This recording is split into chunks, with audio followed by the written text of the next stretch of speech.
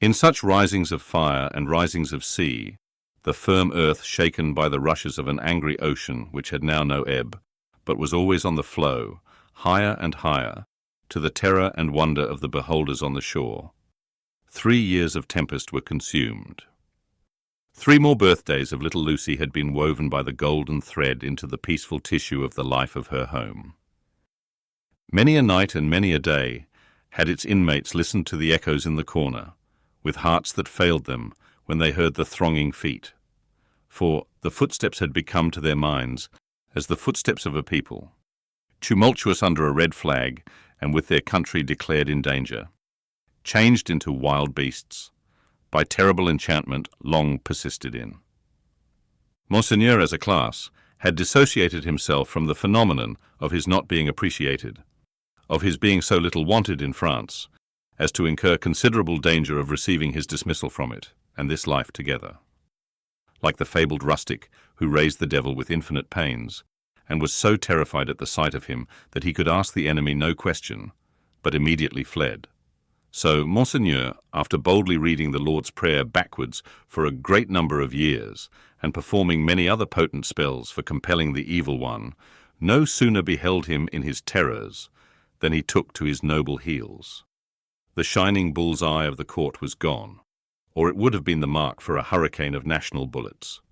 It had never been a good eye to see with, had long had the mote in it of Lucifer's pride, Sardanapalus' luxury, and a mole's blindness. But it had dropped out and was gone. The court, from that exclusive inner circle to its outermost rotten ring of intrigue, corruption, and dissimulation, was all gone together. Royalty was gone, had been besieged in its palace and suspended, when the last tidings came over. The August of the year 1792 was come, and Monseigneur was by this time scattered far and wide. As was natural, the headquarters and great gathering place of Monseigneur in London was Tellson's Bank. Spirits are supposed to haunt the places where their bodies most resorted, and Monseigneur, without a guinea, haunted the spot where his guineas used to be. Moreover, it was the spot to which such French intelligence as was most to be relied upon came quickest.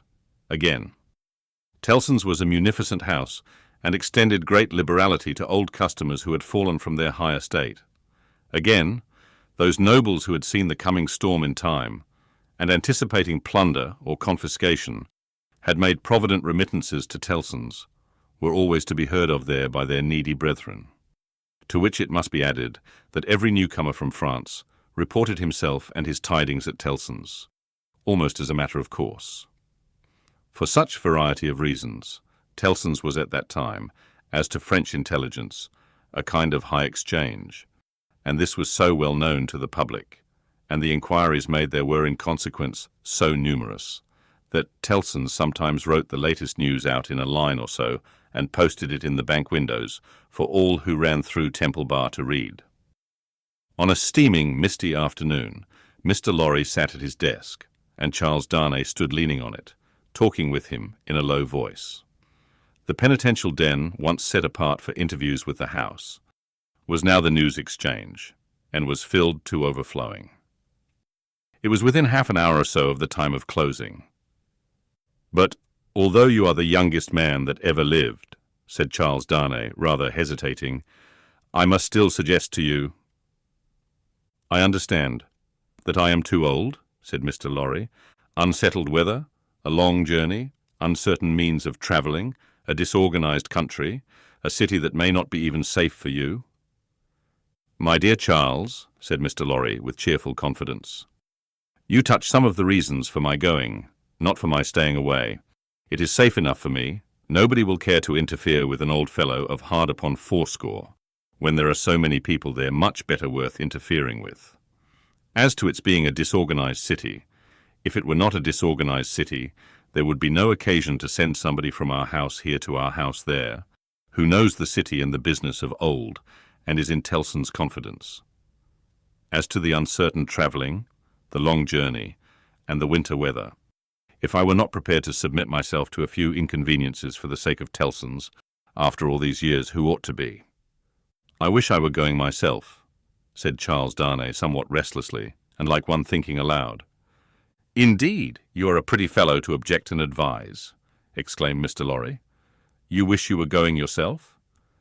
And you a Frenchman born? You are a wise counsellor. My dear Mr. Lorry, it is because I am a Frenchman born that the thought, which I did not mean to utter here, however, has passed through my mind often. One cannot help thinking, having had some sympathy for the miserable people, and having abandoned something to them. He spoke here in his former thoughtful manner, that one might be listened to and might have the power to persuade to some restraint. Only last night, after you had left us, when I was talking to Lucy— When you were talking to Lucy, Mr. Lorry repeated. Yes. I wonder you are not ashamed to mention the name of Lucy, wishing you were going to France at this time of day. However, I am not going, said Charles Darnay, with a smile. It is more to the purpose that you say you are. And I am, in plain reality. The truth is, my dear Charles— Mr. Lorry glanced at the distant house and lowered his voice— you can have no conception of the difficulty with which our business is transacted, and of the peril in which our books and papers over yonder are involved. The Lord above knows what the compromising consequences would be to numbers of people if some of our documents were seized or destroyed. And they might be at any time, you know, for who can say that Paris is not set afire today or sacked tomorrow? Now, a judicious selection from these with the least possible delay, and the burying of them, or otherwise getting of them, out of harm's way, is within the power, without loss of precious time, of scarcely anyone but myself, if anyone. And shall I hang back when Tellson's knows this and says this, Tellson's whose bread I have eaten these 60 years, because I am a little stiff about the joints? Why, I am a boy, sir, to half a dozen old codgers here. How I admire the gallantry of your youthful spirit, Mr. Lorry. Tut! Nonsense, sir.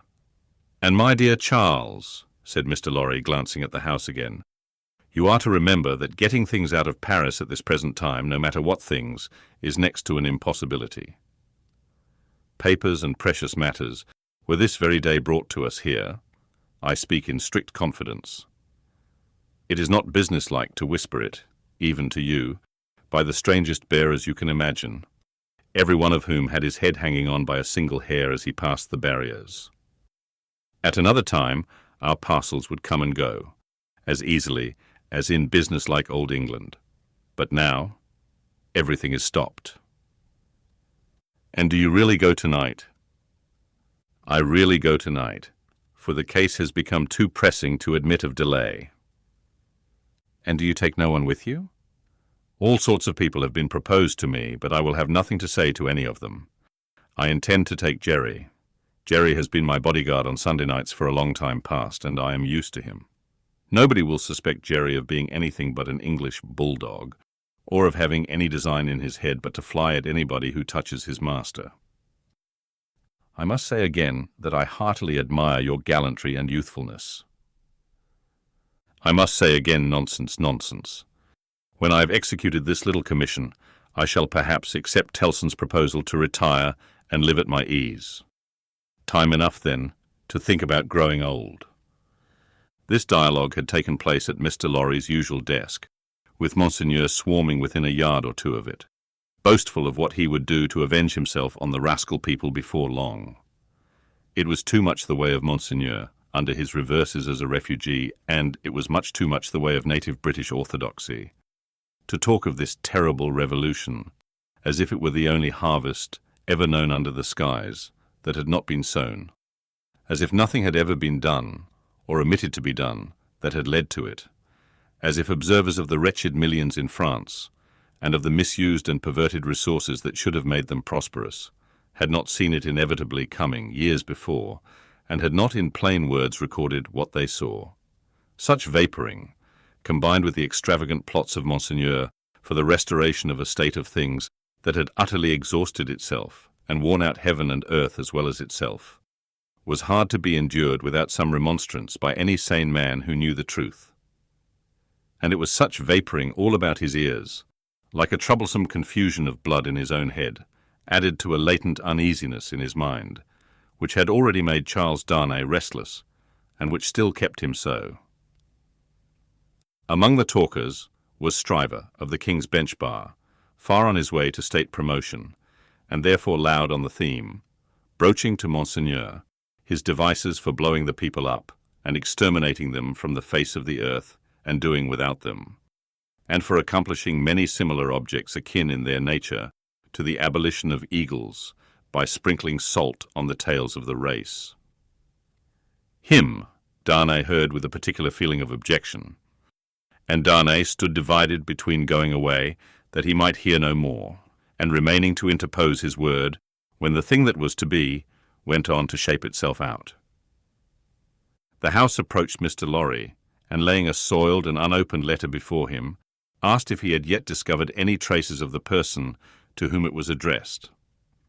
The House laid the letter down so close to Darnay that he saw the direction, the more quickly because it was his own right name. The address, turned into English, ran, "Very pressing, to Monsieur Heretofort, the Marquis Saint-Evremond of France, confided to the cares of Messrs. Telson and Company, Bankers, London, England." On the marriage morning, Dr. Manette had made it his one urgent and express request to Charles Darnay that the secret of this name should be, unless he, the doctor, dissolved the obligation, kept inviolate between them. Nobody else knew it to be his name. His own wife had no suspicion of the fact. Mr. Lorry could have none. "No," said Mr. Lorry in reply to the House. "I have referred it, I think, to everybody now here, and no one can tell me where this gentleman is to be found." The hands of the clock verging upon the hour of closing the bank, there was a general set of the current of talkers past Mr. Lorry's desk. He held the letter out inquiringly, and Monseigneur looked at it in the person of this plotting and indignant refugee, and Monseigneur looked at it in the person of that plotting and indignant refugee, and this, that, and the other, all had something disparaging to say, in French or in English, concerning the Marquis who was not to be found. Nephew, I believe, but in any case, degenerate successor, of the polished Marquis who was murdered, said one. Happy to say, I never knew him. A craven who abandoned his post, said another. This Monseigneur had been got out of Paris, legs uppermost and half suffocated, in a load of hay, some years ago. Infected with the new doctrines, said a third, eyeing the direction through his glass in passing. Set himself in opposition to the last Marquis, abandoned the estates when he inherited them, and left them to the ruffian herd. They will recompense him now, I hope, as he deserves. Hey? Cried the blatant Stryver. Did he though? Is that the sort of fellow? Let us look at his infamous name. Damn the fellow. Darnay, unable to restrain himself any longer, touched Mr. Stryver on the shoulder and said, I know the fellow. Do you, by Jupiter? Said Stryver. I am sorry for it. Why? Why, Mr. Darnay? D'ye hear what he did? Don't ask why in these times. But I do ask why.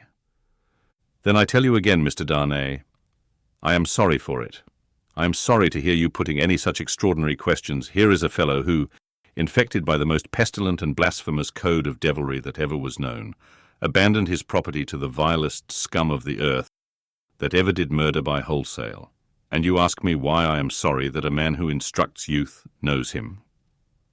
Well, but I'll answer you. I am sorry because I believe there is contamination in such a scoundrel. That's why. Mindful of the secret, Darnay with great difficulty checked himself and said, You may not understand the gentleman. I understand how to put you in a corner, Mr. Darnay, said bully Stryver, and I'll do it. If this fellow is a gentleman, I don't understand him. You may tell him so, with my compliments. You may also tell him from me that after abandoning his worldly goods and position to this butcherly mob, I wonder he is not at the head of them. But no, gentlemen, said Stryver, looking all round and snapping his fingers. I know something of human nature, and I tell you that you'll never find a fellow like this fellow, trusting himself to the mercies of such precious protégés. No, gentlemen. He'll always show him a clean pair of heels very early in the scuffle and sneak away. With those words, and a final snap of his fingers, Mr. Stryver shouldered himself into Fleet Street, amidst the general approbation of his hearers. Mr. Lorry and Charles Darnay were left alone at the desk, in the general departure from the bank. "Will you take charge of the letter?" said Mr. Lorry. "You know where to deliver it." "I do." "Will you undertake to explain that we suppose it to have been addressed here, on the chance of our knowing where to forward it, and that it has been here some time?" "I will do so. Do you start for Paris from here?" "From here, at 8.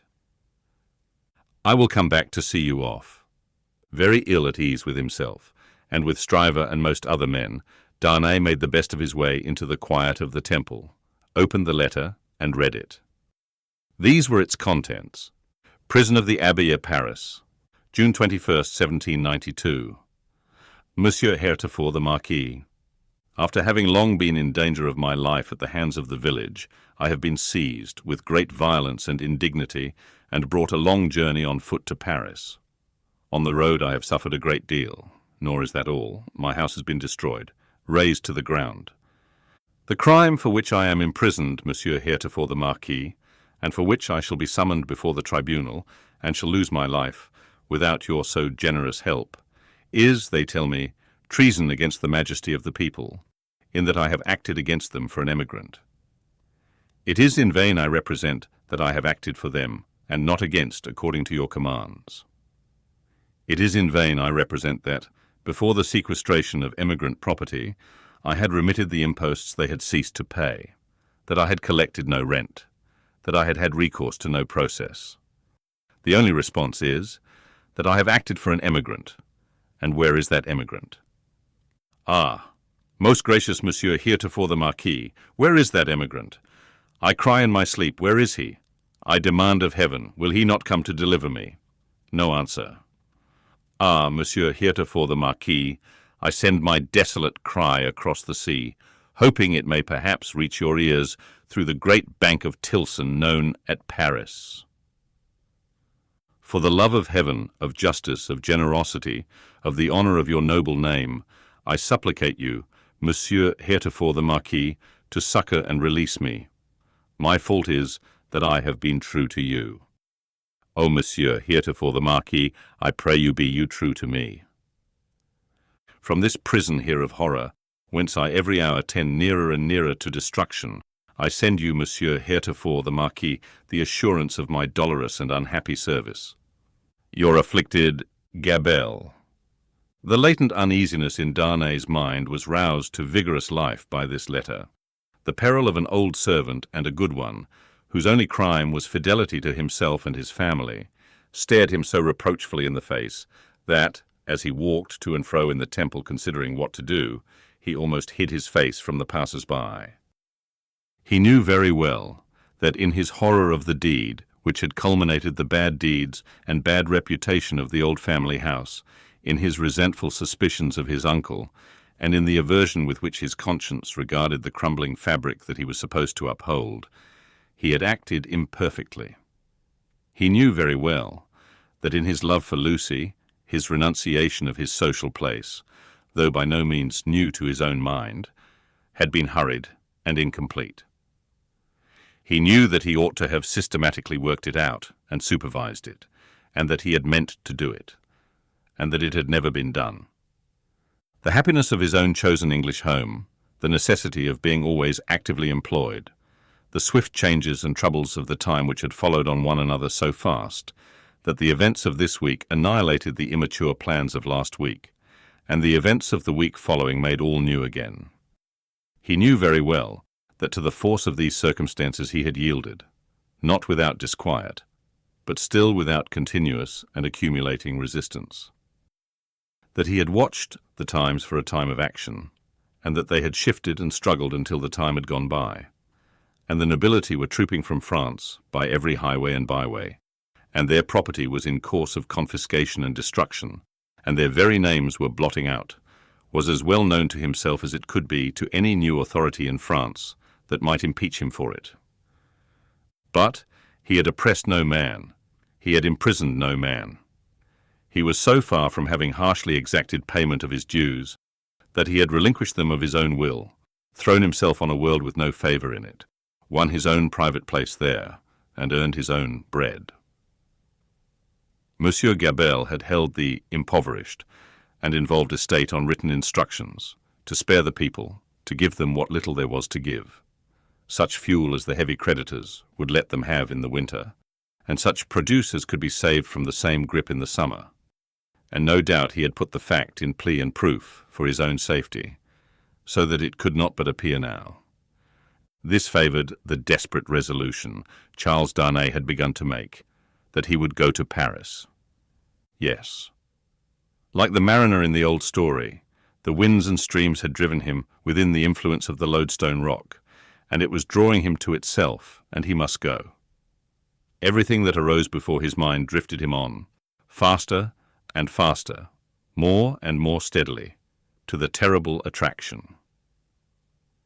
His latent uneasiness had been that bad aims were being worked out in his own unhappy land by bad instruments, and that he who could not fail to know that he was better than they was not there, trying to do something to stay bloodshed and assert the claims of mercy and humanity. With this uneasiness half stifled and half reproaching him, he had been brought to the pointed comparison of himself with the brave old gentleman in whom duty was so strong. Upon that comparison, injurious to himself, had instantly followed the sneers of Monseigneur, which had stung him bitterly, and those of Stryver, which above all were coarse and galling, for old reasons. Upon those had followed Gabelle's letter, the appeal of an innocent prisoner, in danger of death, to his justice, honour, and good name. His resolution was made. He must go to Paris. Yes. The Loadstone Rock was drawing him, and he must sail on until he struck. He knew of no rock. He saw hardly any danger. The intention with which he had done what he had done, even although he had left it incomplete, presented it before him in an aspect that would be gratefully acknowledged in France on his presenting himself to assert it. Then that glorious vision of doing good, which is so often the sanguine mirage of so many good minds, arose before him, and he even saw himself in the illusion with some influence to guide this raging revolution that was running so fearfully wild. As he walked to and fro with his resolution made, he considered that neither Lucy nor her father must know of it until he was gone.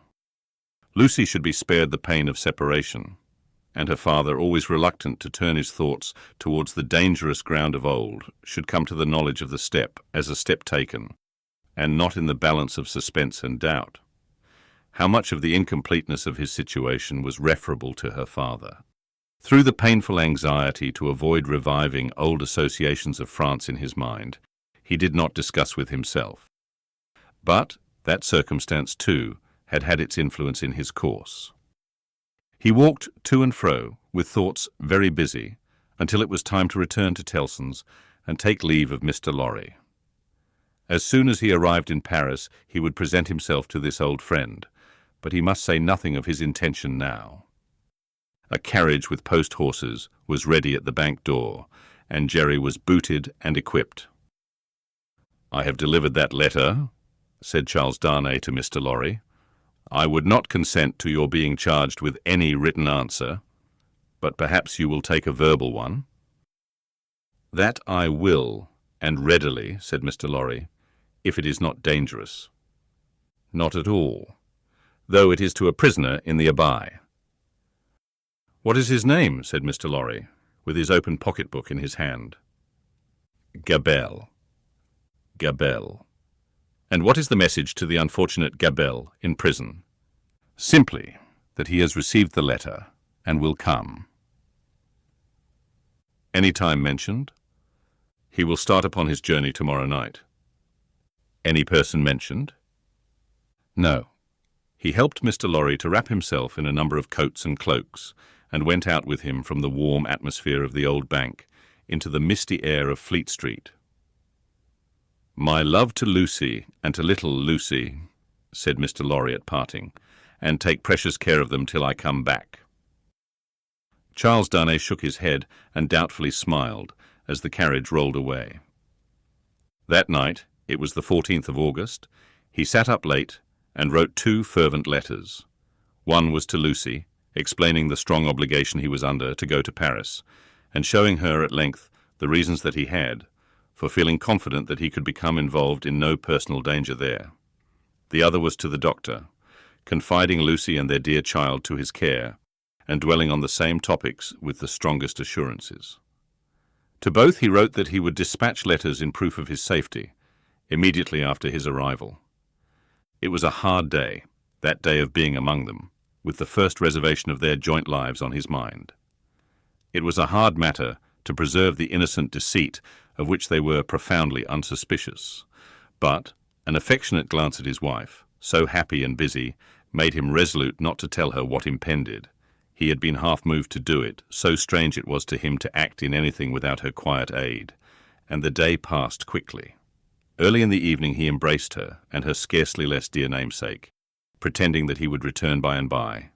An imaginary engagement took him out, and he had secreted a valise of clothes ready, and so he emerged into the heavy mist of the heavy streets with a heavier heart. The unseen force was drawing him fast to itself now, and all the tides and winds were setting straight and strong towards it. He left his 2 letters with a trusty porter, to be delivered half an hour before midnight, and no sooner. Took horse for Dover, and began his journey. For the love of heaven, of justice, of generosity, of the honour of your noble name, was the poor prisoner's cry with which he strengthened his sinking heart as he left all that was dear on earth behind him and floated away for the Loadstone Rock. The end of the 2nd book.